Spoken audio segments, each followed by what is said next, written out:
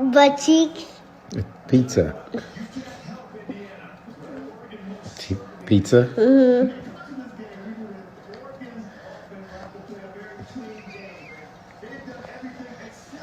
Looks really good pizza, huh? Hair. And hair.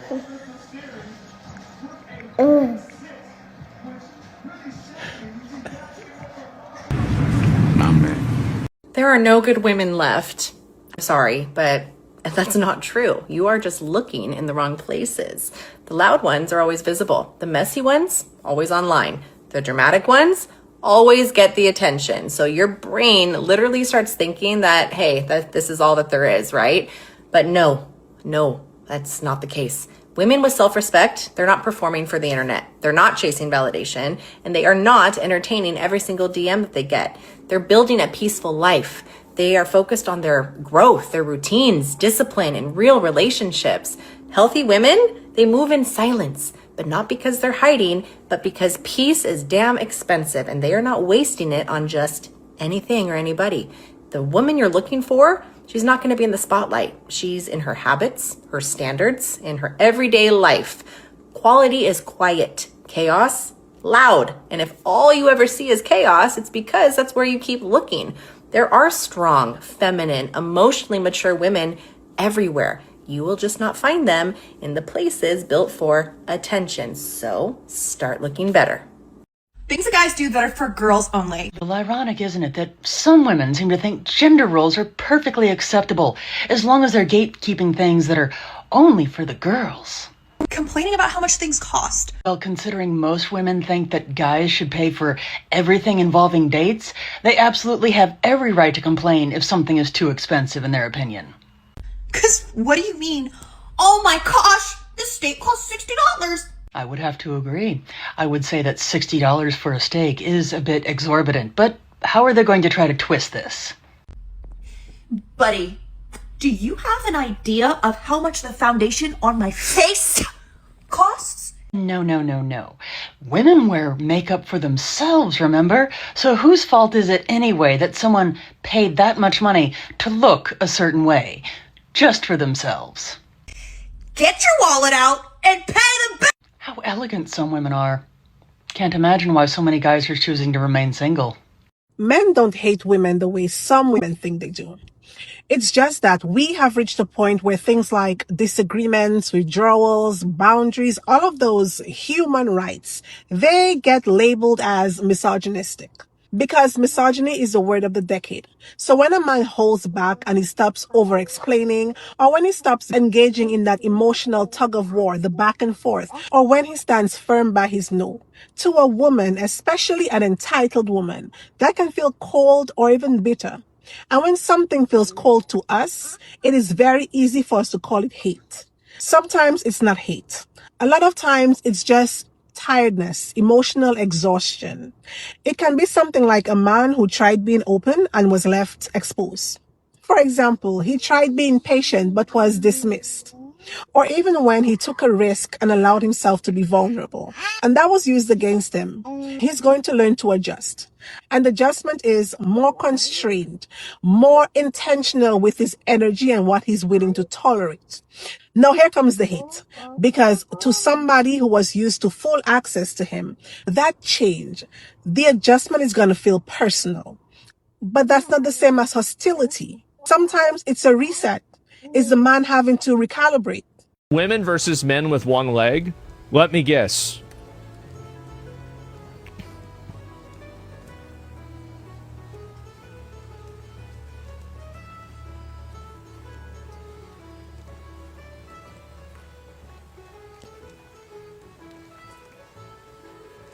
Why can't they just accept that men are better at sports? I don't understand this. It doesn't make you, like, worse, right? Yeah, what is this? Why did they even agree to this? I don't know.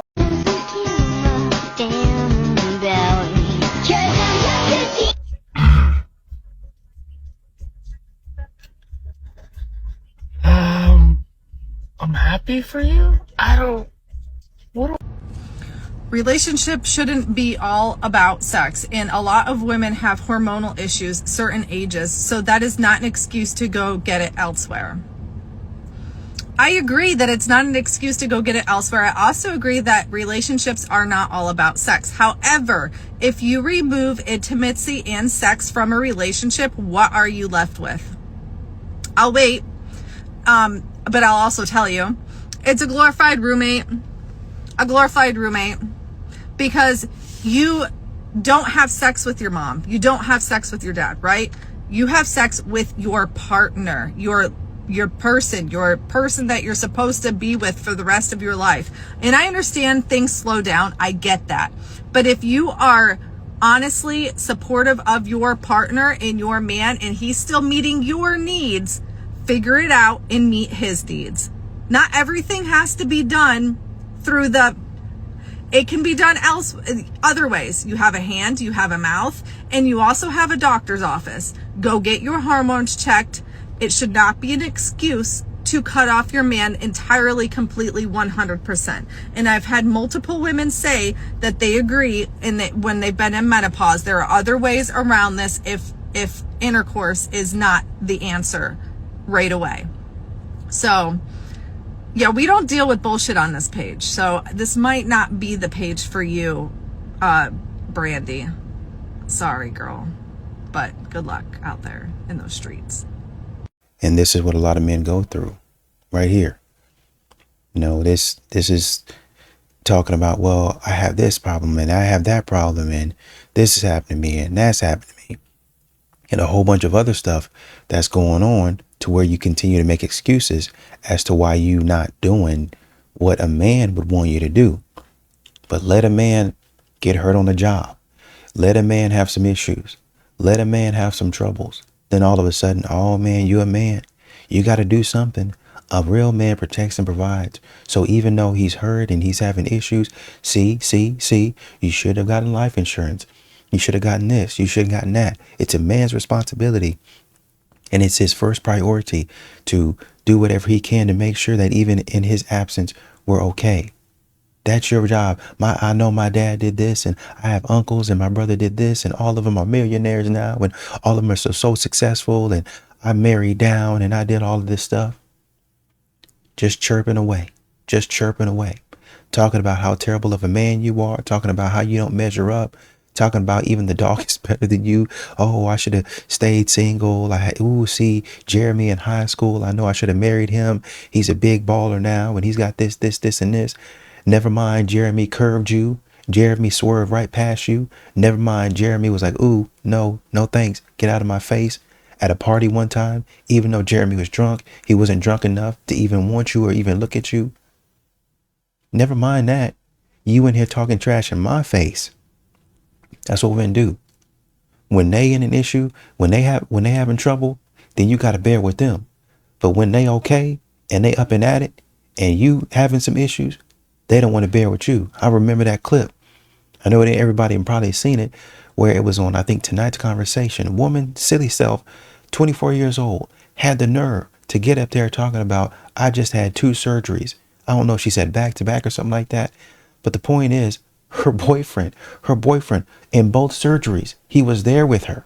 Had to wipe, I'm telling you, helped her to shower, do things around the house, literally wiped her behind, helped her get dressed. She said all this. It's not me saying it. She said it. And still want to come on there and talk about when is it time for me to move on? Because I feel like he's in a funk right now. And, you know, I understand being with him and kind of being there for him. But when is it my time? When is it time for me to move on and find something better? Huh? Everybody on that stage looked at her like she was stupid. I don't know who need to hear this, but don't have kids by multiple men.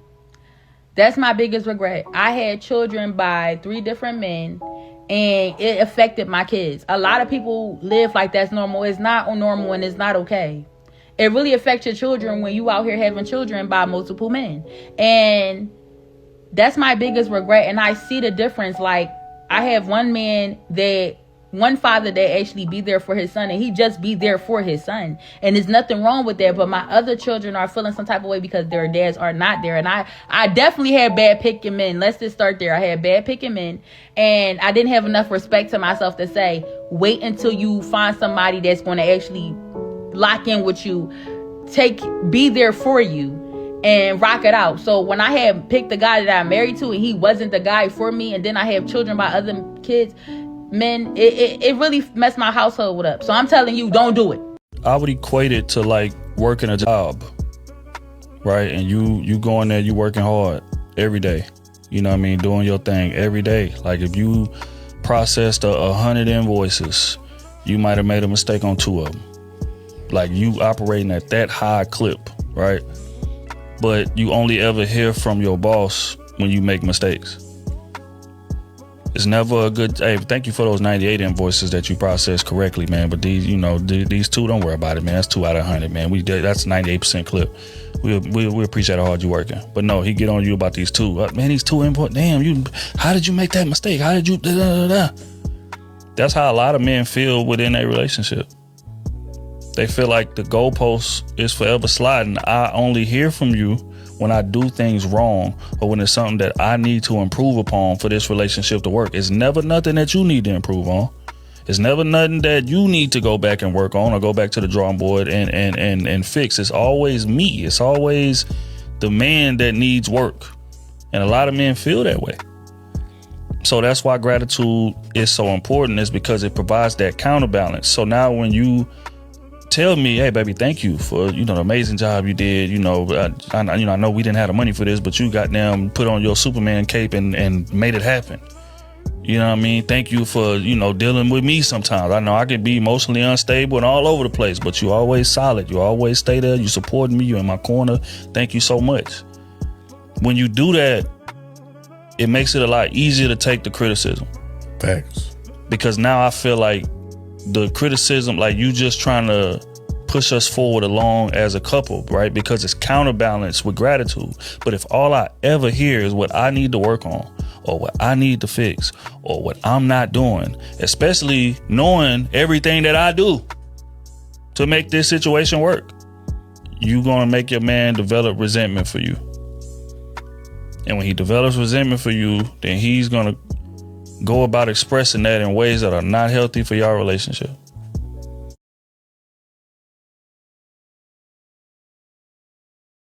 How to avoid divorce from a divorce attorney. Don't hang out with people that hate their spouse or don't value marriage. If they don't value marriage, they don't value their spouse, they definitely don't care about your marriage. What business does a married man have hanging out with a bachelor that's sleeping around, hanging out with a guy that cheats on his wife all the time? Is that really who you'd want your husband hanging out with? No. Why would you be hanging out with trash if you're actually trying to be a good husband? And the same goes, like, as a married woman, I'm not going to hang out with another married woman that's like, oh, I hate my husband, he's the worst. Or she's always talking about men that aren't her husband. Oh, I was flirting with this guy. Oh, he's so cute. Oh, look at him. My wife, not allowed to have any friends that degrade their spouse, that glorify divorce, that don't reverently respect the covenant of marriage. It is the most important thing in our life, that we value marriage, that the people around Ashley encourage and cultivate marriage flourishing. When she has a bad day and a frustration with me,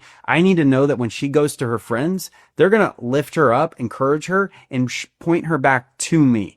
Posting the men I've dated and their flags, because what are they gonna do about it?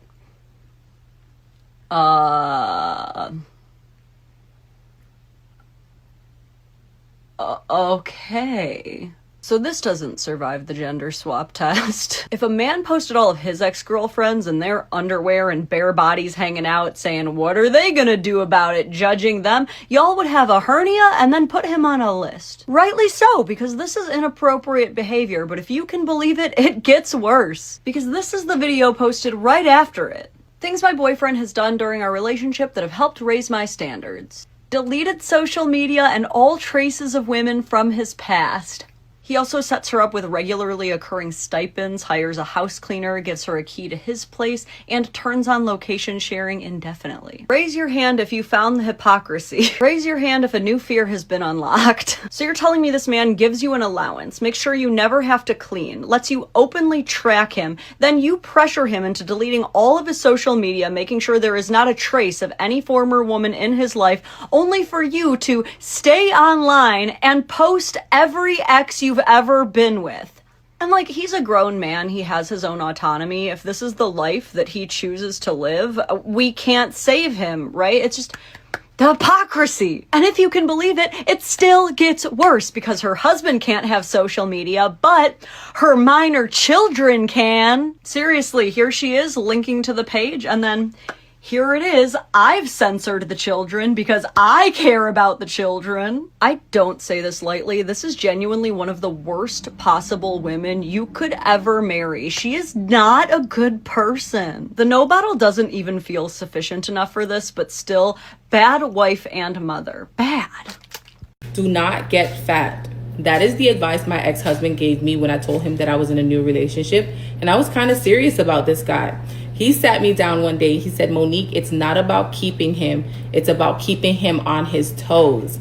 If you gain weight in the relationship, if you stop improving yourself, if you stop, showing him that you are the prize, he's going to put you on the couch and go out there looking for whatever else is new and shiny. Did her ex lie though? Her ex-husband told her the truth. And a lot of women don't want to hear the truth. I mean, same thing with a lot of men, but we're not talking about men now. We're talking about women.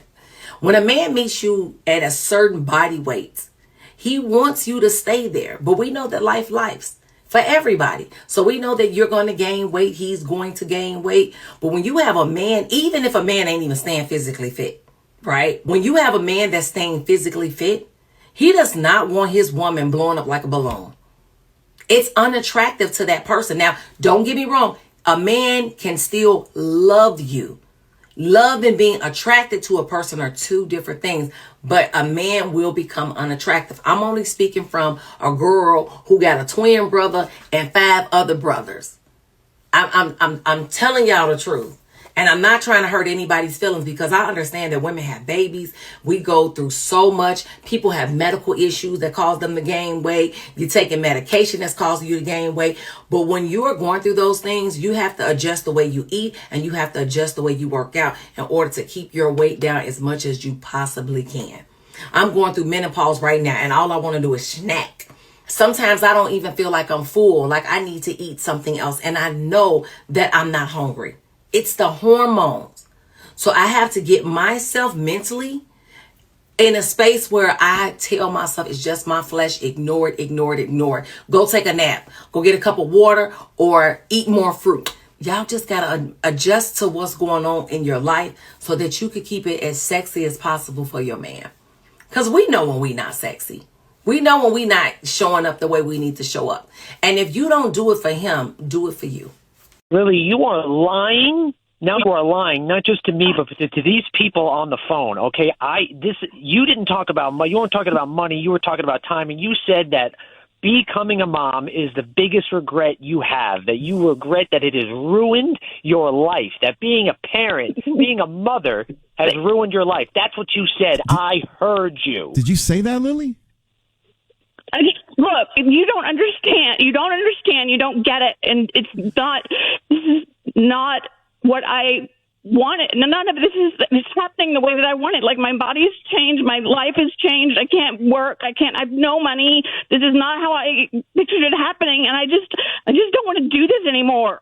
Oh my goodness. You know, finally, Lily, at least finally now you're being honest, oh, okay? My goodness. You wanted to talk, at least now you're admitting the truth, which is that this is just something that you did not want. A lot of pain there. Now I see where Brian is coming from. A lot of pain there. But, I mean, as a mom, it sounds like there might be some postpartum depression going on. I think you should try to seek some medical help there, though. We really feel for you guys. Really feel for you guys. Brian, we're sorry this is happening. She was here to apologize to you. She loves you. Are you willing to let her off the hook? How? How can I let her off the hook? Do you understand that becoming a father, being a dad to our kid has been the greatest joy of my life, and it's just something that you regret? You don't want it? Well, let me tell you something, Lily, and I'm being strictly very honest and sincere right now when I say this. If you don't want to do this anymore, okay, if you want to back out, if this is all too much for you, guess what? We don't need you. I will work as hard as I need to. I will make all the money. I don't care what it costs. I don't care about the struggles. I don't care about the uphill battle. I will do it. And we would love it if you would want to do it too. But if you don't, we won't miss you. And I want you to notice or Did you hear any of her going to therapy? No, it was, well, I'm having issues, I'm having problems, and I'm just going to take it out on him. He's going to have to put up with me. He's going to have to bear with me. He's going to have to allow me to go through all of this and feel the feelings. And I saw a clip that said, well, you're just going to have to understand how a woman is and all this type of nonsense. Now, when a man goes through stuff similar to this or even less, women are all over the internet. Oh, he's this. Oh, he ain't no good. Oh, man, he's so late. Oh, man, he needs to do the work. Oh, man, he needs to go to therapy and all that other nonsense. But here we are on the radio show talking about a man having to step up, having to try to figure it out while you go off and try to find yourself. And it's going to be 15 years before she found herself, found another love. And now I want to be back in my kid's life. And then you want to talk about men leaving and coming back at the end of the day. Can't turn a hoe into a housewife. Okay. Yes, promiscuity ruins a woman. Also, only promiscuous women get mad at this, by the way. And the woman in the video is mad, so... But women are supposed to turn felons, cheaters, and liars into kings? This is a perfect example of female projection. See, men don't slut shame. That's actually what women do. Look up slut shaming and David Buss if you want to see the academic research. But that's how women compete with one another. Where men would just punch each other, women attack the reputations of other women.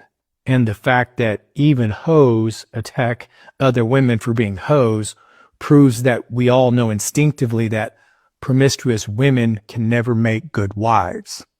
Never. The main part of the projection, though, is she's putting the tendency of many women to sleep with felons and losers. She's putting that on men somehow. The reality is this is one of the more common things men make fun of women for. He's 6'2", good physique, and she likes his tattoos. And so she lets him treat her like a cheap hooker an hour after she met him. So no. No man has ever expected a woman to turn her loser felon boyfriend into a good guy. That's chick logic. They saying that I'm AI, and I think that is so sad that a woman thinking rationally with logic is so impossible to so many men that they're like, she a unicorn, she's not even real. And I'm not even mad because there are a lot of viral AI girls, and they are very pretty, but guess what? They teeth be glitching and shit. Pay attention to the teeth. They be glitching. Listen, AI will never hit like a real woman, and we are here. We do exist. Y'all get with a white man for his money. You bold with it. Talk about it. Flaunt it. There's a whole woman viral on Facebook and TikTok because she's with this white man and she's literally clearly stating this. She got with him for her. She was shaking ass before she got with him, and now she's with him, and I feel bad for him. It's like, boo-boo. Okay, that's how you want to live. The reason why black women get with white men and the reason why white women get with black men is different. We get with men to love them and we help build them. Y'all get with white men to take from them and have a success that you never earned.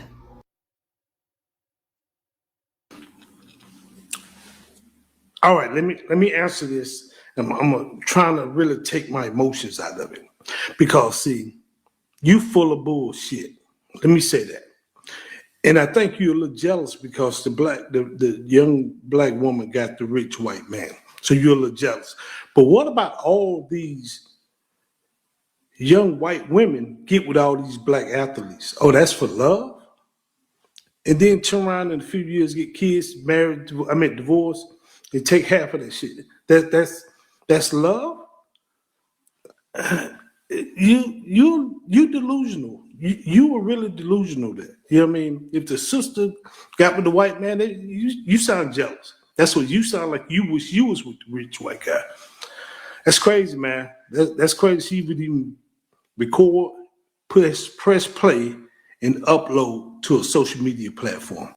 This week, 2 men asked me out to go on a date with them. And so this week I went out on 2 first dates. And on those 2 first dates, those men did not pay. The men didn't pay. They asked me out, but they didn't pay. Well, yeah, as they should. I mean, what's the problem here? Y'all wanted equality. In fact, you all demanded it. Y'all are running around screaming that you don't need no man, that you can take care of yourselves. So, those men gave you everything you wanted, and now suddenly, it's a problem. Funny how y'all want things a certain way. That is, until you get it. Once you pass a certain age, I don't think you can fall in love anymore, like you used to at least. Either a certain age or just a certain point in life that it's just not going to happen anymore, man. I'm 43, man, and all my innocence is gone. She hired a big, strong man to come and help remodel her and her husband's house and let him smash. But I'll leave that up to you to decide. 7 years ago, I got married to my husband, and last February, I had an affair. I am very into remodeling my home. I have always been into the art of taking something that is not beautiful and making it beautiful. Okay. And when I got married to my husband, I would always try to recruit him to help me do my projects. Why? He is a welder, and so he was capable of doing the things that I needed help with. But that became a problem for him. He felt like I treated him like a worker, which I didn't feel like that. I felt like he was my husband and he was capable of doing these things, and I wanted him to help me with my visions.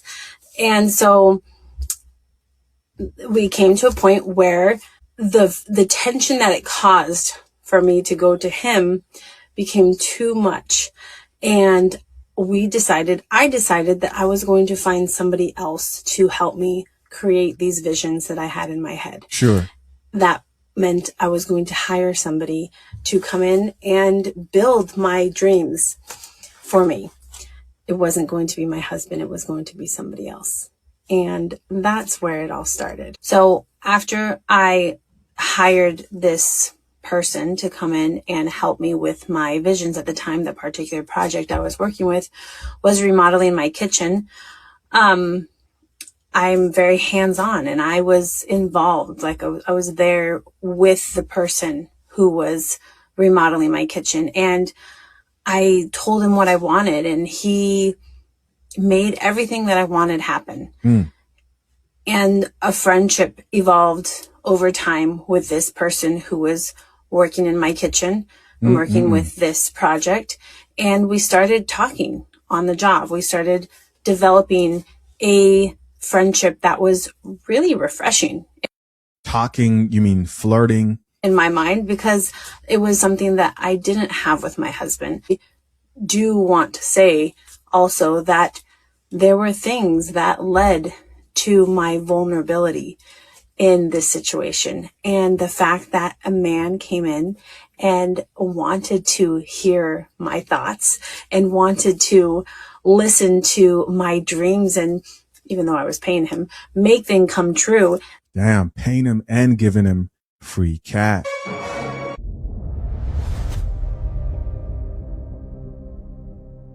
mean, it all started when you was romanticizing this dude.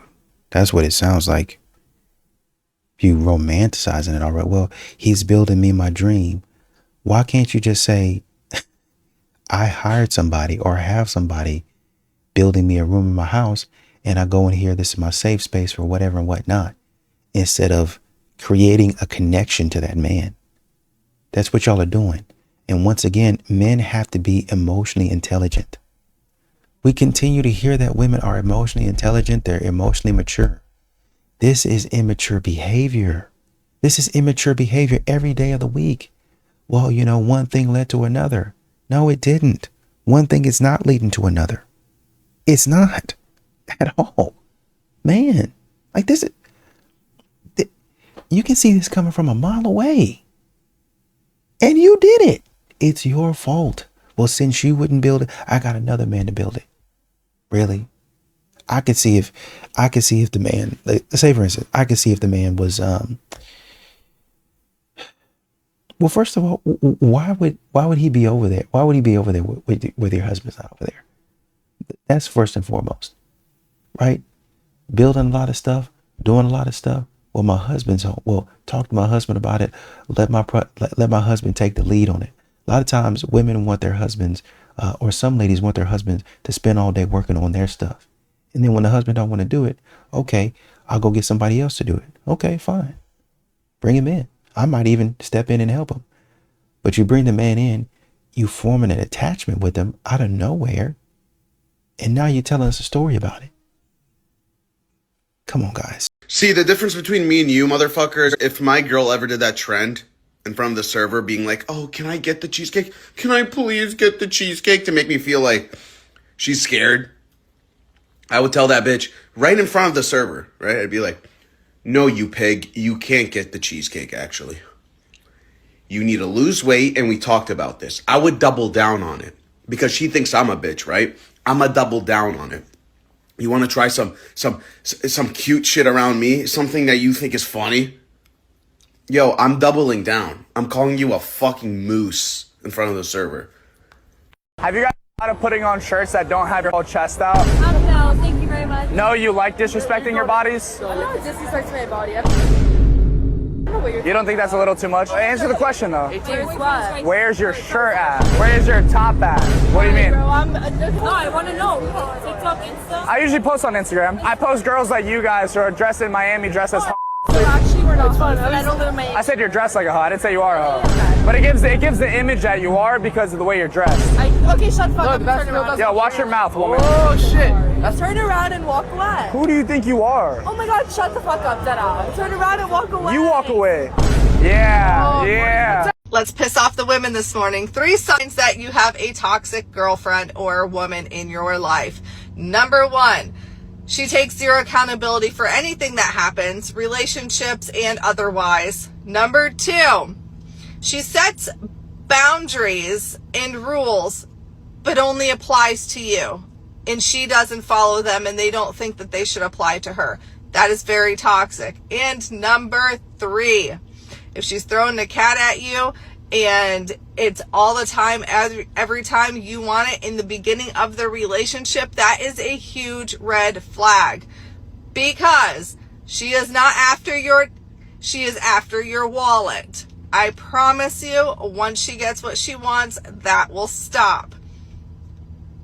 Stay safe out there, no street guys, and let me know in the comments what you think, or if you want me to cover a specific topic, comment down below or send me videos that you see, because I love to stitch people. Shout out to Maggie, the substitute teacher. In this section that we're gonna go over, Miss Maggie starts cooking them. Feminism benefits white people, white women the most. How do we actually bring everybody else up? Is there any people that disagree with feminism? How do we bring everybody up? I think we bring up our community by turning towards each other instead of against each other. And I think if you look at it as a balanced approach, I'm not going to deny the fact that women can work, we can vote, we can own, we can do all those things. But I think it is foolish to only look at that and not look at the harm that feminism has caused, especially minority communities. I'll speak as a Black woman. Black women get married at 1/4 the rate.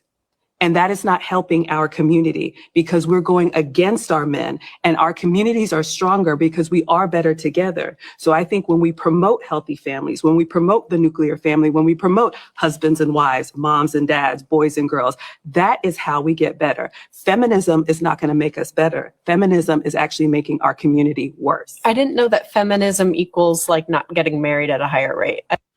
And the disingenuous, but that was our good sister Maggie, who talked about the adverse effect that feminism had on the Black community, the Black family, and the relations between Black men and women. Oh, I didn't know that feminism had anything to do with the marriage rates. That's because y'all are not real feminists. The majority of white women, let's break that down. The majority of white women feminists on paper. They feminists when they want to talk crap. But when the chips have to fall where they may, they go to their men. And they go right back underneath that same patriarchy that they get out here and talk crazy about. That's why she don't know that there's a difference in the marriage rates, because their marriage rates may have dipped, but not because they don't listen to their men. Their marriage rates may have dipped for other reasons that might be exclusive to their community. And I'm not going to say feminism didn't take a bad toll on them at all, because you got white men on the internet also talking about how feminist white women are. But at the same time, they'll go and get married still and be like, you know what? I'm going to do what, you know what I'm saying, my husband say, and I'm gonna be a trad wife. I'm gonna do this, I'm gonna do that, and all that. And they don't be talking all that smack to their husband. Black women are feminists at heart. That's the difference. They took that personally and ran with it. So all of that misandry that undergirds and supports the concepts of feminism, Black women took that personally and they executed within the community and within the interaction between Black men and women as it was designed. And it kind of confuses me how modern women are jumping on a trend, and the wrong trend. They're jumping on the wrong trend. Their mind is continually in a place to do the wrong thing. I mean, man, even going to school, study the wrong thing, going out, getting a job, get a nice job, get a good job, and then get up there causing chaos and problems. And then when people don't want to be bothered with you, men specifically, now you have reports that come out, well, we feel like we're being left behind. Interesting. After Sheryl Sandberg then sunk all that money into Lean In, McKinsey gonna come out with a report talking about women feel like women feel like men ain't leaning in. These modern women feel like men ain't really helping them to get to the next level. Right. Why would they? They're not even around you guys because you guys have become a problem. And like Crimson Cure is talking about, these women, they're not really even feminists. These women are not really even for women's rights. They're not even really for equality. They're for supremacy. They're for whatever works for me. That's why you start having stupid stuff like My Truth, where it's a neutral way for a woman to sit up here and say, well, I mean, that's what I experienced. That's how I feel. You can't invalidate my experience. I can't invalidate your experience, maybe, but the truth can. I can't tell you how to feel. I can't tell you how to think, but the truth can. You can still feel a way about it, but the truth is still the truth. I can't walk into Walmart, look at a carton of ice cream, and be like, this is not the ice cream that I want. That is your opinion. And also, this is not vanilla ice cream. It's clearly labeled vanilla ice cream. Yeah, but it's still not vanilla ice cream. It's got vanilla components in it, though. We break it down. That's the flavor of vanilla. Who said that was vanilla? I mean, it's been vanilla since the beginning of time. Did a man say that? Maybe a woman said it. Who knows? Whoever said it, it's been established that it's vanilla since the beginning of the time. And as stupid as it sounds, we've heard on the Whatever podcast, a woman sit up there. I don't know if they were debating with Andrew or Brian. We've heard a woman sit up there, and when a man says, or I think it was Andrew, either Andrew or Brian say, is 2 + 2 4, or is 1 + 1 2? Oh, I can't say for sure. It could be. Now you see what I'm saying? Oh, what are you talking about? Oh man, you're just making stuff up. No, we've seen this stuff where women will sit up here and alter reality in order to win an argument. They will go with things, jump on trends that they know are lying just to win an argument, just so they can't be wrong. You don't want equality. You want superiority.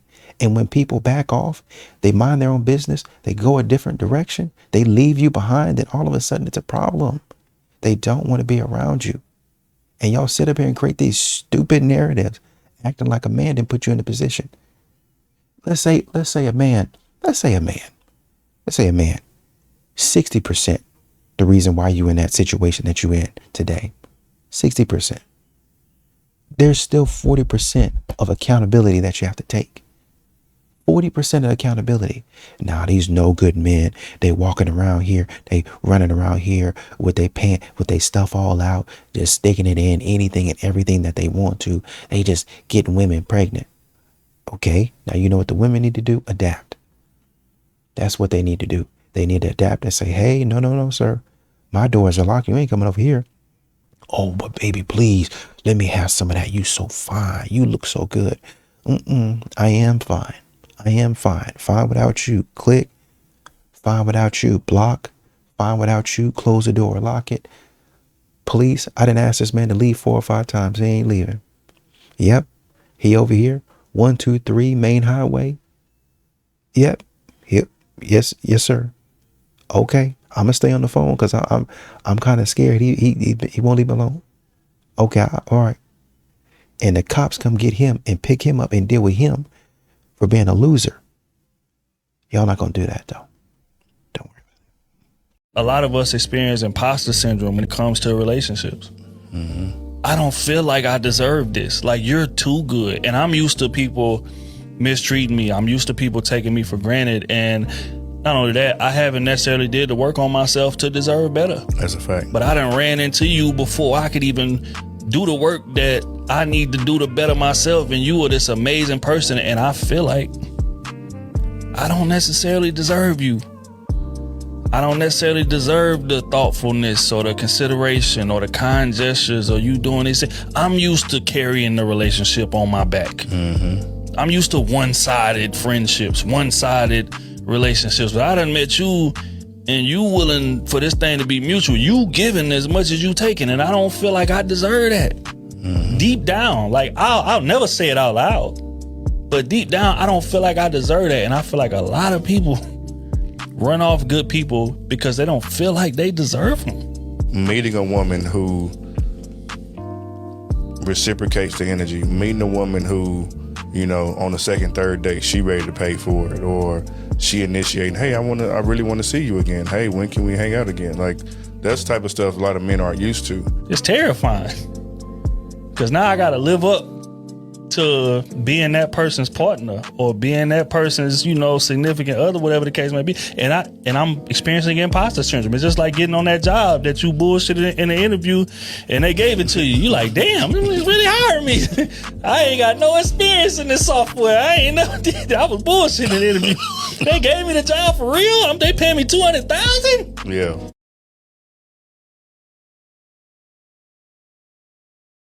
What do you do if you feel like your spouse is weaponizing the Bible to have sex if you deny it? For a person to use the Bible for a coercive reason screams loud about the spirit that's operating in them.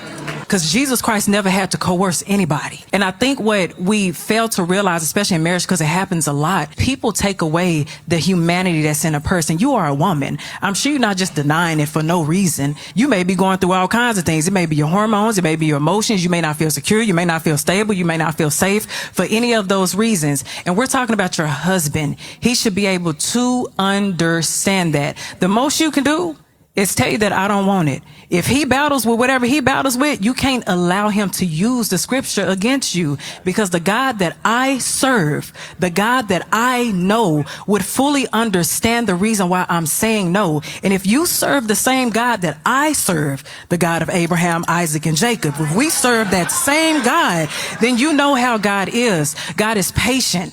God is understanding. He is kind. He is compassionate. For you to be coercive, you are not displaying what we're supposed to as humans as the direct image of God. Yes, my husband is here. Come on, honey. Get up to the microphone real quick.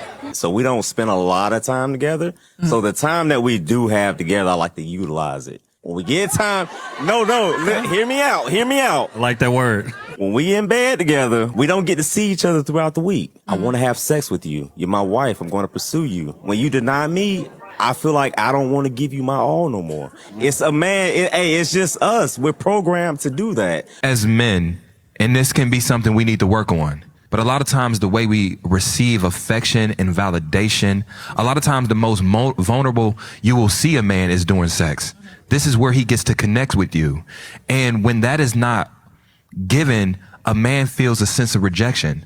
It can almost be like to what you were saying. What in the relationship isn't you doing or aren't you doing to make her want to have sex with you? We know that we are results based. And sometimes when you're not getting that from your spouse, you feel like you're not doing a good job as a man.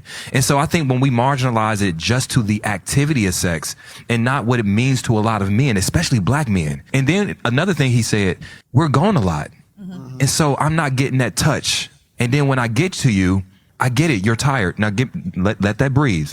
But it's like the things you are doing, you're not able to give me your best self.